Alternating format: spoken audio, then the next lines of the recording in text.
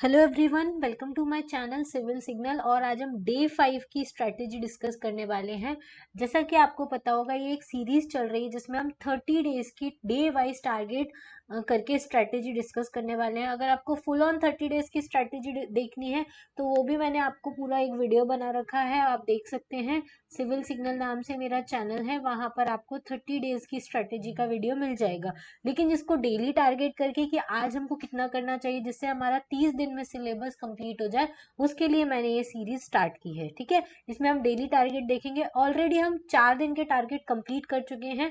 हमारा अभी टारगेट चल रहा है एमपी जीके को खत्म करने का। एमपी जीके कितने दिन में हमारी खत्म हो जानी चाहिए? 9 डेज। तो ये हमने टारगेट कैसे डिसाइड किया है? 30 डेज है हमारे पास और कितनी यूनिट्स हैं? 10 यूनिट्स है। तो हर यूनिट के लिए कितना दिन आता है? 3 डे आता है। और एमपीजीके की टोटल कितनी यूनिट्स है? 3 यूनिट्स हैं। तो 9 डेज हमारे पास टोटल बचे हैं। तो उसमें से 4 दिन में हम लोगों ने क्या क्या खत्म कर लिया है? हमारा रीऑर्गेनाइजेशन हो गया है, हिस्ट्री हो गया है, ज्योग्राफी हो गया है, आर्ट एंड कल्चर हो गया है। ठीक है, उसके अलावा आज हम कॉन्स्टिट्यूशनल सिस्टम और इम्पोर्टेंट पर्सनैलिटीज के बारे में देखेंगे। उसमें आपको क्या क्या इम्पोर्टेंट है, एग्जाम के लिए क्या क्या पढ़ना जरूरी है, वो आज हम अभी डिस्कस करेंगे। ठीक है, चलिए। तो डे 5 के टारगेट में हमको इम्पोर्टेंट पर्सनालिटीज देखनी है एमपी की। ठीक है, और दूसरा हमारा कॉन्स्टिट्यूशनल सिस्टम देखना है एमपी का। उसमें से हमको क्या क्या चीजें पढ़ने की जरूरत है आज के दिन। ठीक है, ये दोनों टारगेट आज के दिन में आपके कंप्लीट हो जाने चाहिए। तो आपका डे 5 का जो टारगेट है एमपी जी के कंप्लीट करने का, वो आज फिनिश हो जाएगा। क्लियर? चलिए, इंपॉर्टेंट पर्सनालिटीज ऑफ एमपी में 2 तरह की पर्सनालिटीज आपको पढ़नी है। पहले तो हिस्टोरिकल एंड फेमस पर्सनालिटीज पढ़नी है।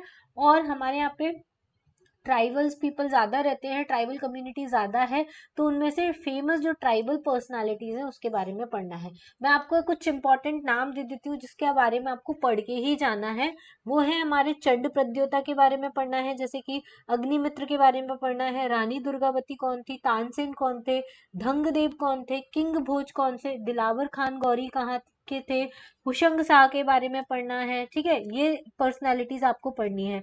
उसके अलावा और भी रुकिए, उसके अलावा हमारे विक्रमादित्य के बारे में पढ़ना है। चंद्रशेखर आजाद के बारे में जरूर पढ़ना है क्योंकि वो बहुत ज्यादा इंपॉर्टेंट पर्सनालिटी है पूरी इंडिया के लिए, तो एमपी के लिए तो बहुत ही ज्यादा होने वाले हैं।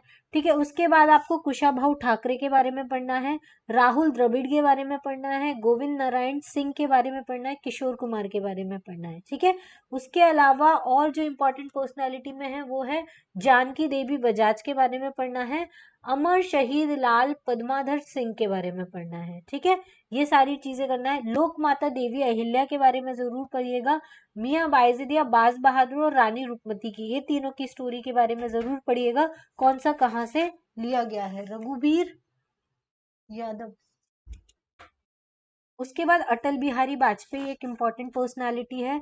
फिर ट्राइबल पर्सनालिटी में संग्राम शाह, राजा नरेश चंद्र सिंह, और उसके बाद किंग हृदय शाह, रानी दुर्गावती, जमुना देवी, सरदार गंजन सिंह कोरकू और बंजारी सिंह कोरकू के बारे में आपको पढ़ना है, और कांतीलाल भूरिया के बारे में पूरा आपको कवर करना है। उसके बाद आता है हमारा कॉन्स्टिट्यूशनल सिस्टम ऑफ एमपी। देखो, इसमें कॉन्स्टिट्यूशनल सिस्टम ऑफ एमपी में आपको लिस्ट ज्यादा पढ़नी है, जैसे कि सीएम, फर्स्ट सीएम कौन से थे, प्रेजेंट में कौन से हैं, और पूरी लिस्ट देखनी है। उसके बाद गवर्नर, पहले गवर्नर कौन से थे, प्रेजेंट में कौन से हैं, और उसकी पूरी लिस्ट देखनी है। फिर इलेक्शंस तो ज्यादा इंपॉर्टेंट नहीं है। कैबिनेट मिनिस्टर्स के अभी जो प्रेजेंट में कैबिनेट मिनिस्टर है वो कितने हैं और कौन कौन से पोर्टफोलियो में है, वो आपको देखना है। पुलिस सेटअप का प्रिजन में आपको कौन कौन सी प्रिजन है, कहाँ कहाँ पर जेल है, वो आपको देखनी है। फिर लोकल सेल्फ गवर्नमेंट में पंचायती राज के सारे आर्टिकल देखने हैं डिटेल में। 243 में पूरे आर्टिकल है। फिर अर्बन लोकल बॉडीज के कौन कौन से इंपॉर्टेंट आर्टिकल है वो देखने हैं। जुडिशियल सिस्टम में हाई कोर्ट कहाँ पर है, कौन सी बेंच कहाँ पर होती है, प्लस कौन से हाई कोर्ट के हमारे चीफ जस्टिस रहे हैं वो आपको देखने हैं। पब्लिक सर्विस कमीशन कौन से आर्टिकल में आता है, ठीक है, वो आपको सारे देखने हैं स्टैट्यूटरी बॉडीज में। उसके बाद एमसीक्यूज करने हैं। इतना आज का टारगेट है डे 5 का। इसमें एमपी जीके का डे 5 का टारगेट कंप्लीट हो जाएगा। ये एमपी जीके का 9 डेज का टारगेट है जिसमें reorganisation, MP geography, MP history, art and culture, general introduction, constitution of MP, economy of MP और स्पोर्ट्स वाला करंट अफेयर आपको करना है। ठीक है, चलिए आज के लिए इतना ही। Thank you, thanks for watching.